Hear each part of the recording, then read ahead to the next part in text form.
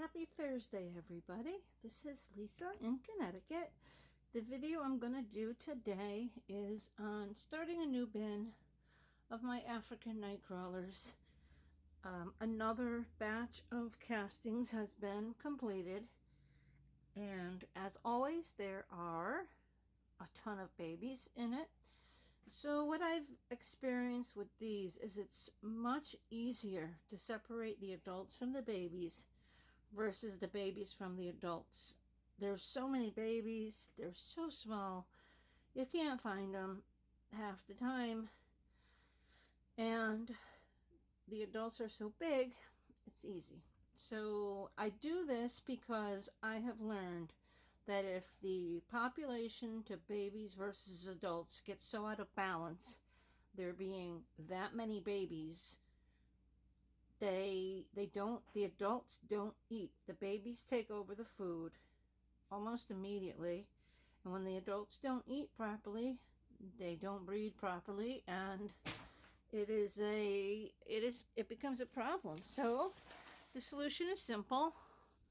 You start a new bin, and that is what I'm going to do. You hear a noise behind me. It's my dog who has a bone, a new one, that she's throwing all over the place, and she'll get tired of it in a minute, but you can see the adults here on top. This is unusual in that the band is colored on this one. I hope you're able to see that.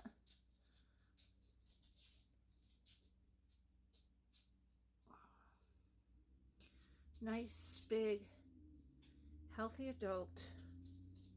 And like I said, the band is obvious.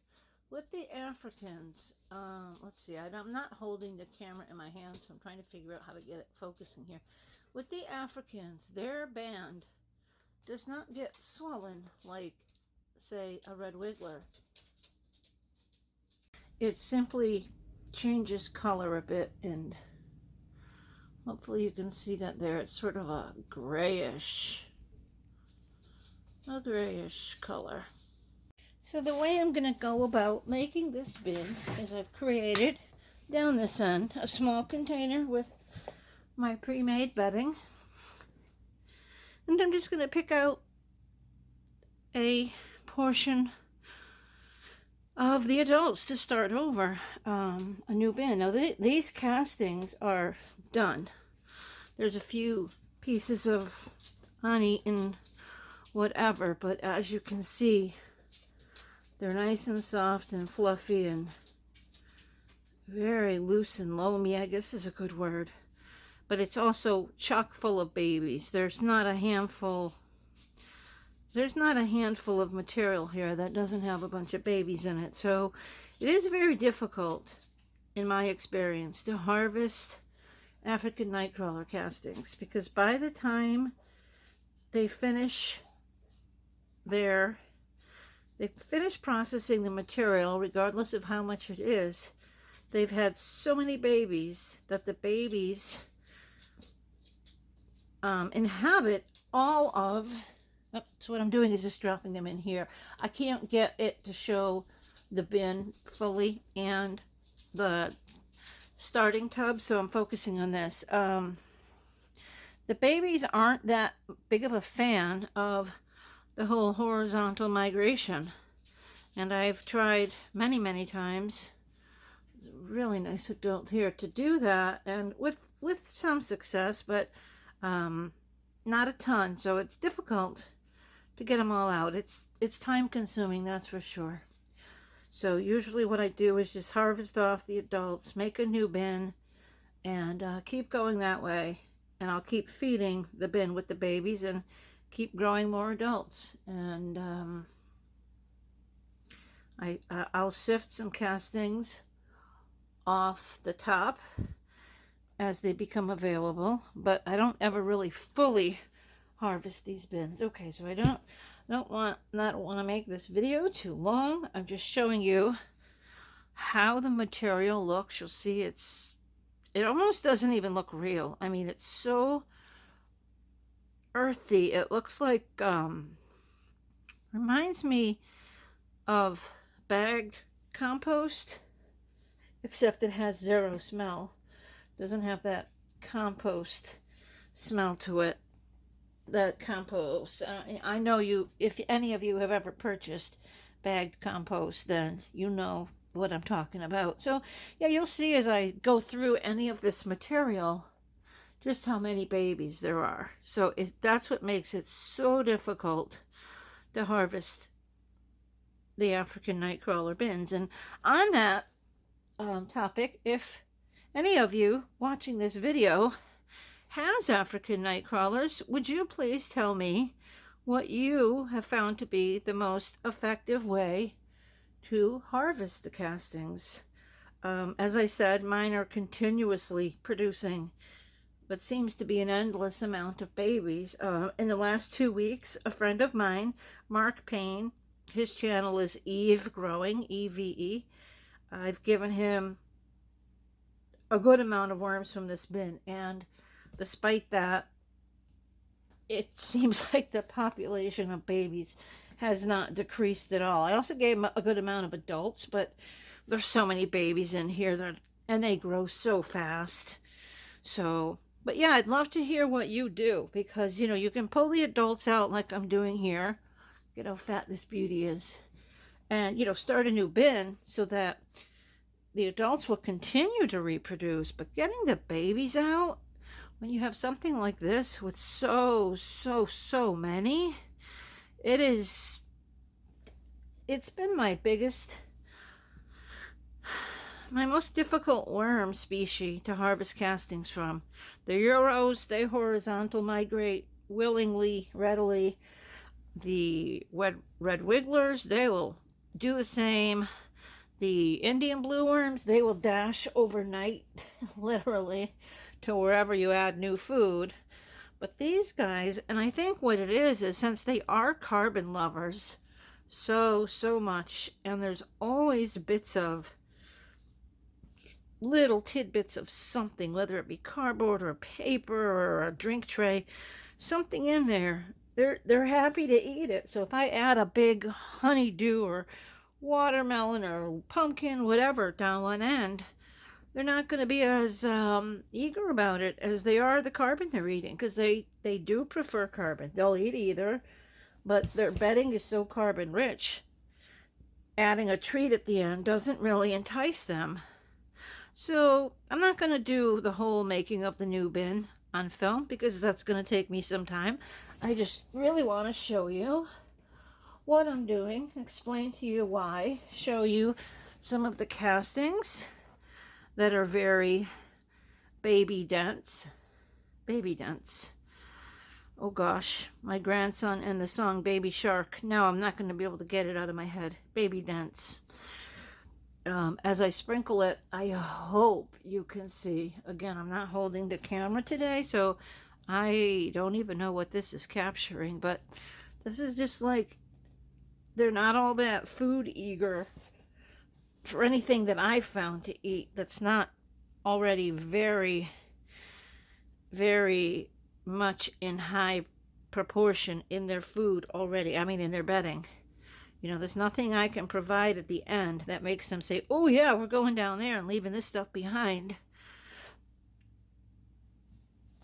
They just stay, and they don't tend to, well, I have had worm balls in here. That's not generally their nature. So I don't know. I've tried many things. Now, yes, if I let everything finish to the point where there's absolutely nothing left to eat, don't feed them for an extended period of time, and then bait it, it might work. But there is a ton. Let me just look at this one handful. There's a ton of castings in here, and I really want to use this in my garden. I'm going to be growing a much bigger garden this year than normal. Of course, every year my garden seems to increase in size, and I want as much castings as I can acquire from my own. I would never buy any. Well, I would if I had to, but I don't need to. And I would really like to use this, but I don't want to take these babies, because You know, if there were any other worm species that could survive outside in my climate once the weather got cold, I wouldn't have an issue with that. But, you know, the red wigglers, they will live outside. I collect my red wigglers outside. But these African night crawlers and New England cold temperatures, they don't mix.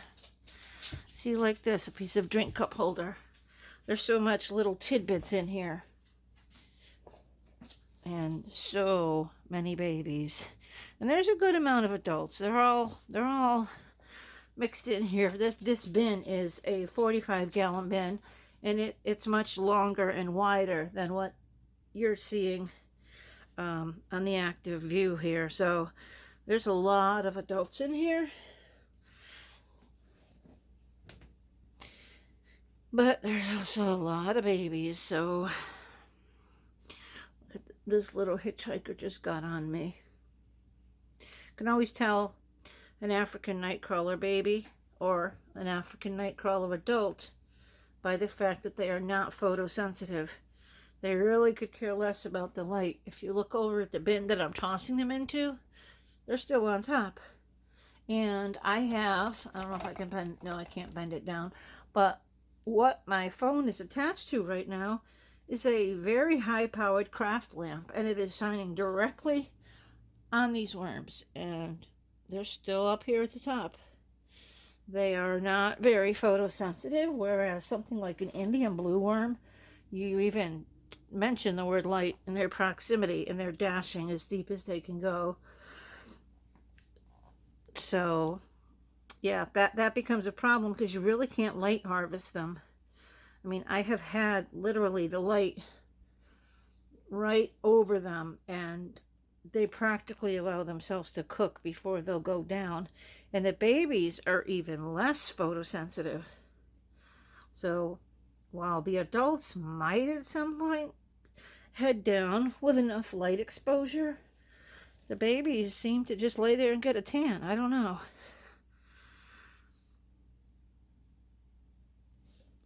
Drop the guy. So yeah, I'm just going to go through. I'm going to pick out, I don't know, 100 or so adults because I want these babies. I want the adults to continue to breed without these endless amount of babies in here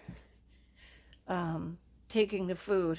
Because if I add something, I mean, I added a half of a cantaloupe about a week ago. And after a day, I went in there and the babies were covering it. And they were still all throughout the bin, too. It's not like that took the majority of them. There's just so darn many. It's difficult. It's difficult to bait these guys.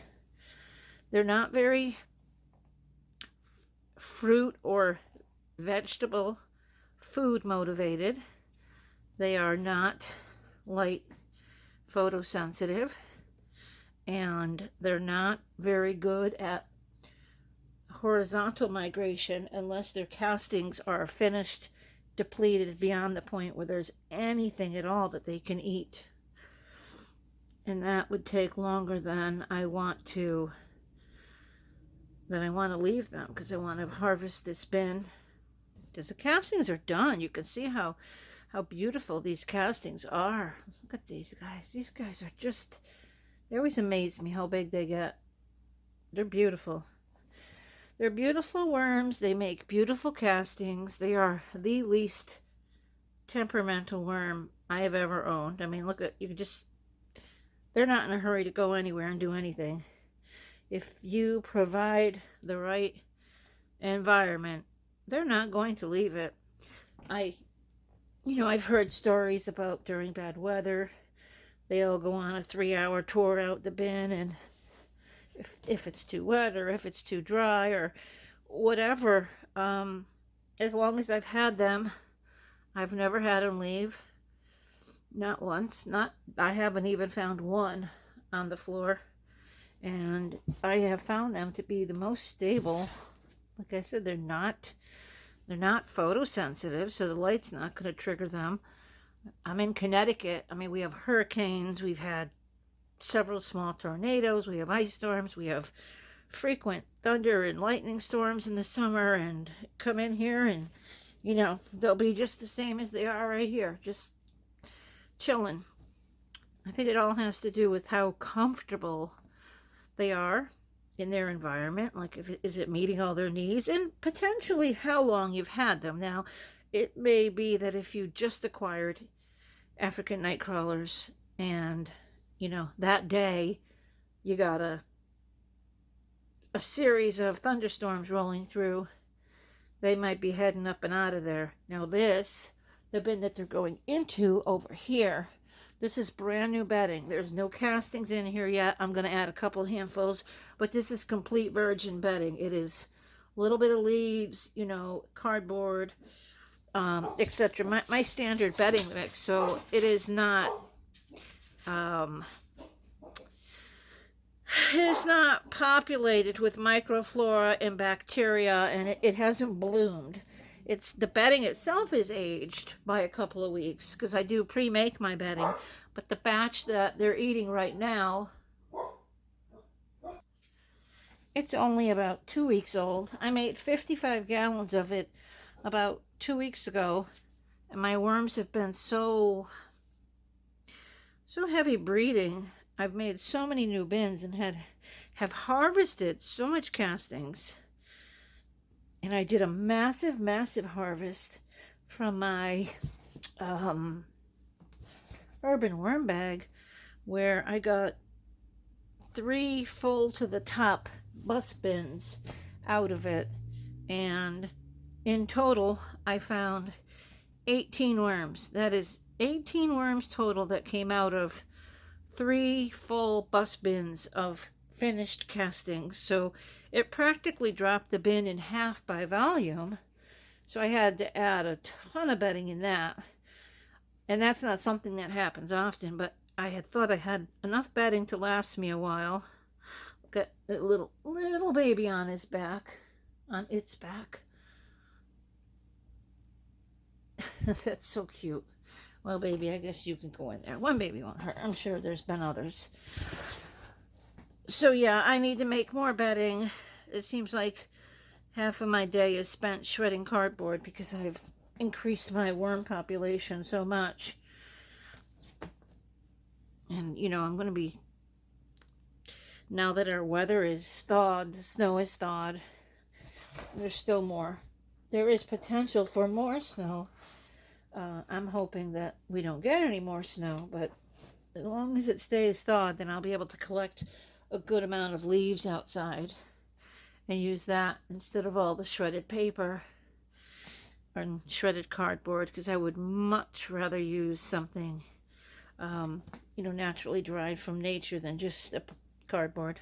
And I will continue to shred the cardboard. What I do with my extra cardboard, if I have more that I need for the worm bins, I will either use it whole between the rows in my garden as a weed suppressant, or I shred it in my shredder and sprinkle it down and use it as a weed suppressant. Because just as the worms eat the cardboard in our worm bins, it also attracts the worms in the garden, and they come up and they feed on it, and they break it down and turn it into castings.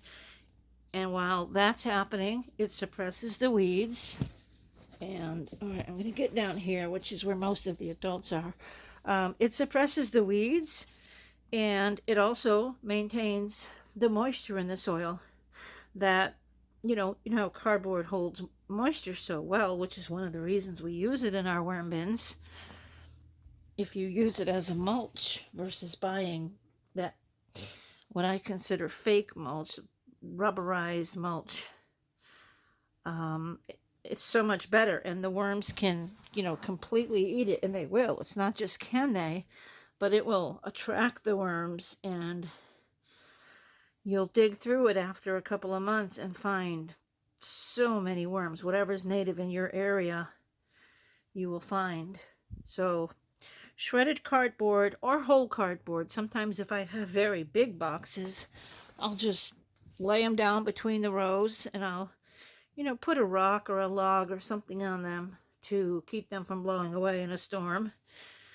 and it keeps the weeds down. And you know, after a little while you turn it over and you'll find the worms and the roly-polies and all the beneficial bacteria, and you won't find weeds, and it's just a win-win. There's no reason for cardboard to go in a dumpster. There's no reason for cardboard even to go in a recycling bin unless it's a non-food shiny box material, something that's foreign made that you know is not soy based, or you believe is not soy based. If it's the shiny cardboard and it's housing, or it housed an electronic device or a chemical, and it's made out of the United States, it's likely full of heavy metals, because that is unfortunately what the colorful dyes are made from, or derived from, I should say, include. So I don't want to be introducing heavy metals in my garden, so that cardboard does go in the recycling bin. But other than that, there's a nice fat guy. Fat guy with a visible clitellum. Let's see if we can focus on it. Beautiful. So yeah, I mean, no need. There's just so much depth to this bin, and there's so much material to it. Once I end the video and get around the edges, actually what I'll do is I'm gonna end the video for now and continue to collect adults, and then I'll shoot back and show you just what I collected. And of course I'm not going to take all the adults, but just you'll see, because they're so scattered, it doesn't look like there's a ton in here right now, but in fact there is. They're just, it's such a big bin, and there's lots of edges and corners and depth and places for them to be hunkering down. All right, folks, I am going to pause this, and I will come back on when this new bin is ready. All right, I finished picking out adults for the new African Nightcrawler bin, and I decided to put them into an empty container so that I could count them. What I've decided to pull out is 235 adults, which is what this is right here. And these are really ginormous worms. Some of these literally span the length of the bin I'm putting them in, all the way across. Look at that. I mean, these guys have grown and grown and grown to proportions that I never imagined. I mean, if you just pick them up in your hand, to me they resemble spaghetti, and lay them down from one side of the bin all the way to the other. So this is 235 African Nightcrawlers, and I think what I'm gonna do, before I put them in, or add the bedding on top of them, I should say, is I'm going to weigh these guys, because I don't really know how many adults are in a pound. Now, I would say out of this 235, maybe 15 are a little less than full grown. And when I, advanced juvenile spaghettis strands instead of full grown adult spaghetti strands. Seriously, folks, look at this. I mean, that's crazy.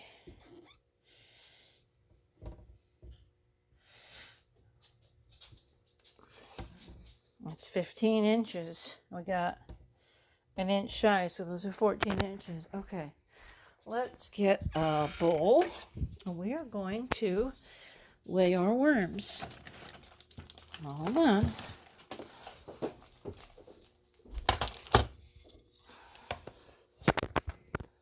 All right, I'm going to zero out the scale and Now we're going to start adding our worms.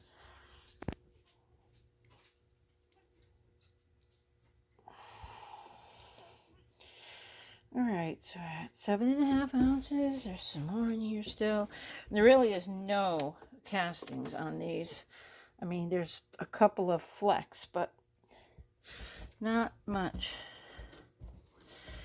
Okay, so we're just over 8 ounces, so let's just call it 8 ounces. And that's 235 worms. So that would be about 400 to the pound, which I think is what I've heard. So that's pretty awesome. So I finished the bin. It is something I purchased on Amazon, just called a wash basin. I don't know, it's about 15 inches long, and I haven't added any food into it yet. I'm about to do that, but all the adults are happily in the bottom, and the purpose of this bin is to have it crowded with adults to be what is referred to as a breeding bin. According to Gaetano from northeastworms.com, a good ratio in his experience for a breeding bin is 3 gallons of material, bedding, and 2 pounds of worms. Now, if I put 2 pounds of, that's for blue worms, by the way, that he gave that. It could be true for other species as well, I'm not sure. But I know if I put 2 pounds of African night crawlers in here, they wouldn't even fit. So I think, the half a pound I have in here, because they're populated, well, actually what they've done here, because it's new, they've kind of all hunkered into one side, I'm sure. Let's see if we can figure out where they all are.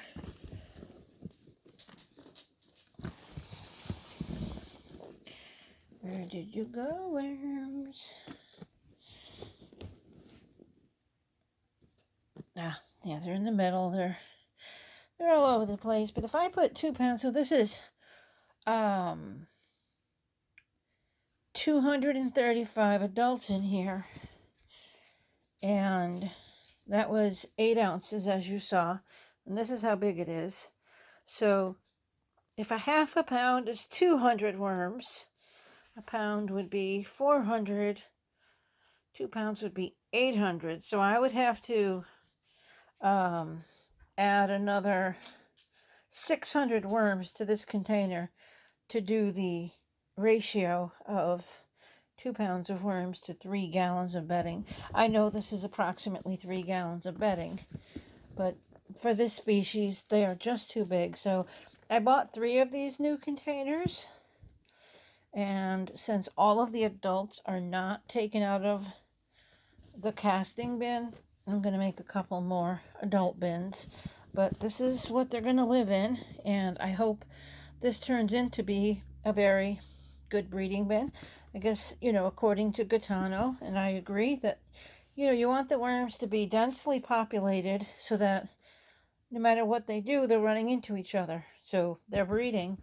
If you have a very large container with very few adults, their chances of hooking up for the purposes of hooking up is not as great. So you want them to be not so crowded that, they don't have room to thrive, survive, and eat whatnot. But you also don't want it to be so sparsely densely populated that they don't come across one another. So they're all kind of in here, and it's good that I'm not picking up any one giant cluster. That tells me that they've already mellowed out, that they've already crawled out. Since this, when I say crawled out, I mean crawled out and throughout the bin, not out of the bin. And this container is, I think, just the right size to be a breeding bin. And we'll certainly see how that works out. And let me go ahead and show you let me turn this light on over here. I want to show you the castings that I pulled these out of. Now, there are still adults in here, but there are mostly young in a lot of cocoons. I just want to show you what the castings look like now. I took out the big pieces of paper and drink cup holders, newspaper, etc., to try to get them to where there is nothing in here that they can eat, so that they will move horizontally when I try to bait them. See, here's, you can see how many young there are. This is a very densely populated bin with babies, because these guys breed so frequently. It's not like I don't know, I've just never seen worms breed so. I'm trying to get to the bottom, sorry. This is very deep and I'm trying to reach down. As you can see, the babies, they're everywhere. Doesn't matter where I grab from. We'll put this guy in an adult bin. So now I have three. I have 3 of these African nightcrawler bins, and they produce really, really amazing castings. I don't mind squeezing them because I'm not going to do it hard. You know, that's the consistency. There are zero mites. You will not see a mite. If I go up, you will not find a mite in this bin. There have not been any potworms. There hasn't been anything. It's never gotten too wet. It hasn't gotten too dry. I don't know. I like this idea. See this Rubbermaid tote? It's big. That half is empty. And I think going big kind of creates a problem, and it solves problems. It gives you lots of room to feed. If you mess up, if you make a hot spot, or something gets too wet, or you end up with mites, you can just go ahead and, shift the whole thing down to the other end and correct the problem without the worms being in a tight space where they're going to be impacted by anything that goes wrong.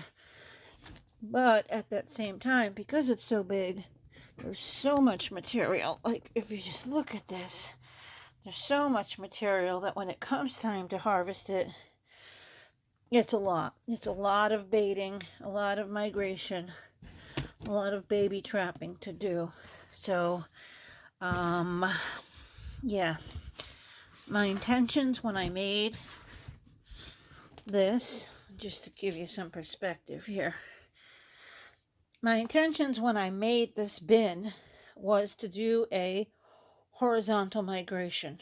I was going, or I shouldn't say horizontal migration, but I guess what is referred to as the wedge method. I was going to do something like, keep them all on this end like they are right now, sort of, and continually add food to one end. And as I added the food, the worms would move into the food, leaving the finished castings behind.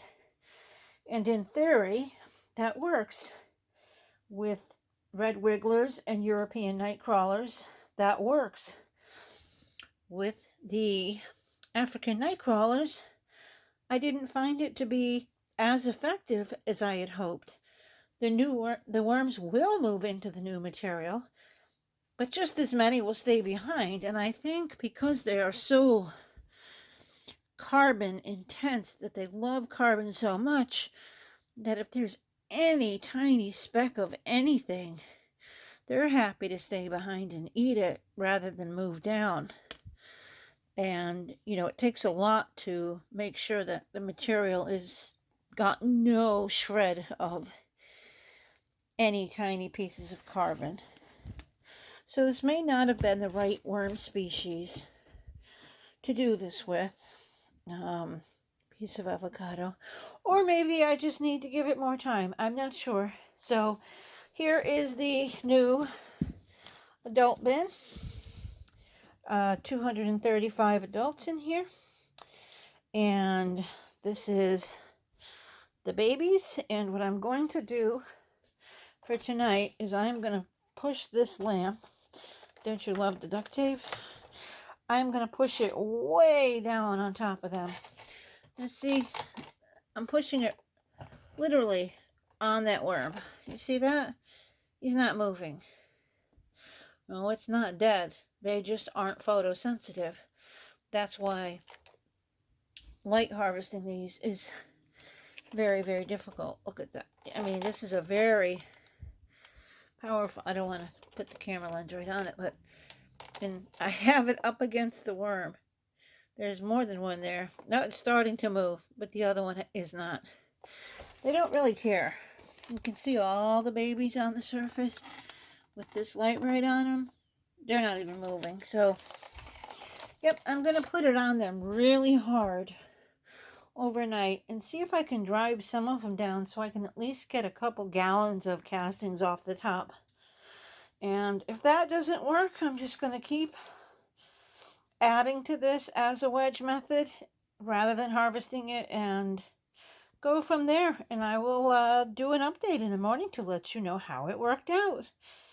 I hope everybody is having a great week thus far, and happy Friday and happy every day until I talk to you again. Thank you for your support, everybody.